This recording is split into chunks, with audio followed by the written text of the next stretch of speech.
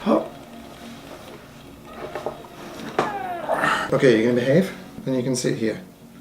Over the last few years, I've noticed more and more stories about sharks in UK water. And none of them positive. Some of them are saying things like killer shark and shark attack. Some are saying there's great whites here now, and you know, maybe, but there's no pictures, there's no evidence, nothing. So I'm wondering kind of how much of this is true. We know there are sharks in UK waters, we know that. That's not a new thing, that's been known forever. But are they dangerous? Do they have any threat to tourism? What kind of species do we have here? So I want to find out.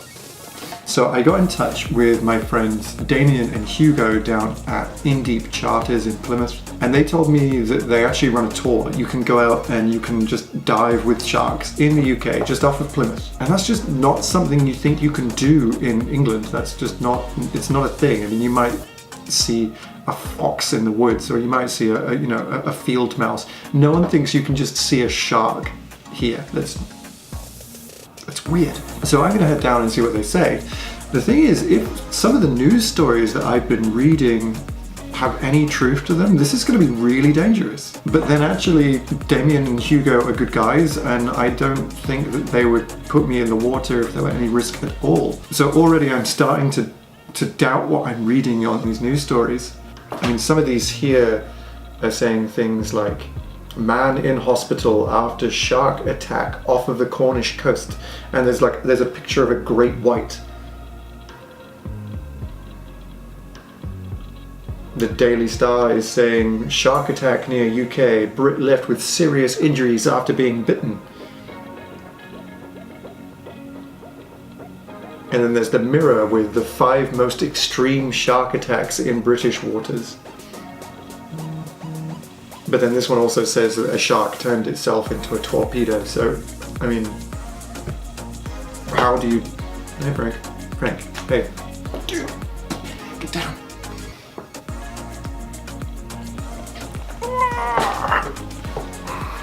There. So anyway, I'm going to head down to Plymouth now and go and see what all the fuss is about. And hopefully get some really good video on the way. I'm going to test out my new GoPro Hero 6. I'm kind of nervous because I've never had a GoPro without housing before, so the idea of like swimming with it without any kind of protection, we'll see. Okay, let's go. Good morning, ladies.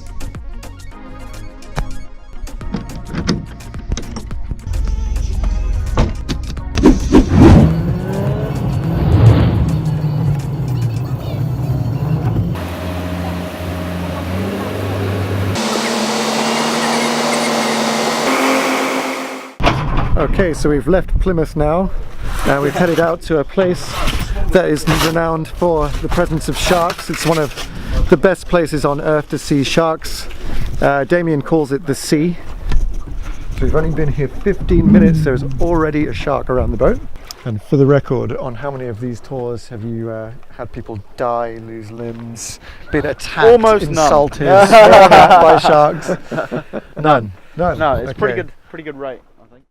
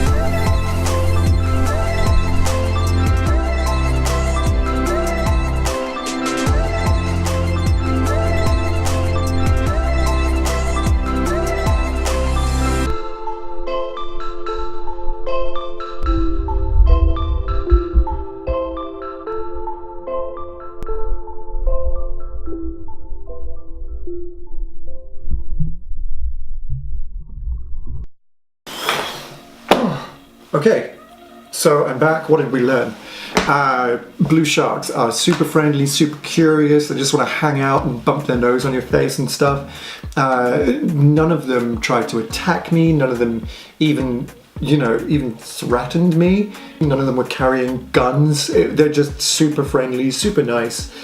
On the other side of that, I definitely wouldn't recommend just, swimming up to one unless you're wearing, at least a wetsuit and gloves, because they do have teeth, and if they feel threatened, maybe they would bite you. But I just don't see it. I felt so comfortable around them. They were less of a threat to me than I was to them. They super loved the GoPro, which is really cool. It must be something to do with electromagnetism or something, because they have these sensors in their nose that they use for that. They're called ampullae of Lorenzini, look it up. So I guess that's why. But they absolutely loved the GoPro. They wanted to just swim up to it. They were just constantly pressing their nose on it, which made great footage, cool. And also, the case now has some cool little teeth marks in, which is just gnarly as hell. So where do the news stories come in? I mean, when I'm looking at the news here, everything is just killer this, killer that. And the attacks that they talk about are really strange. When you actually read the article, it turns out that all of these so-called shark attacks happened on boats. And sharks don't live on boats. Sharks don't even like being on boats. So who attacked who? In this particular one, the guy was trying to get a porbeagle shark out of a net, and he was stood near the toothy end and it bit his calf. So the porbeagle has been brought onto a boat, is panicking, it can't breathe, and it bites his calf. That's like self-defense, that's desperation, like not a shark attack. There's one here of a guy who got bitten on the nose by a baby shark. There's no way a baby shark could... He must have been like literally holding it on his face. I don't think that's a shark attack. And there's one here which is... This is a basking shark, and they're the second biggest shark. They're huge, they're really big. But they eat plankton and krill. Like, they're no danger to humans. I mean, how did they... It says here they killed 3 people. But actually, again, when you read the article, it just says they ran it over with their boats, and it sank the boat and they died. Like, that's not a shark attack. They crashed their boat. Again, they just attacked the shark. I'd still, I can't stress enough, if you see a blue shark, don't just go swimming up to it thinking it's like a puppy just because they act like them. Do some research, make sure you know about them, make sure you're wearing a wetsuit and gloves especially, because they're curious. Again, like dogs, you get a puppy and it just wants to nibble everything to find out what it is, and sharks are exactly the same. So just be sensible, be careful, and if you see a shark, just get out of the water, it's fine. It's not a big deal. And it would be super rare for a shark to come right into anywhere you'd be swimming anyway. So, just don't lose any sleep, it's fine.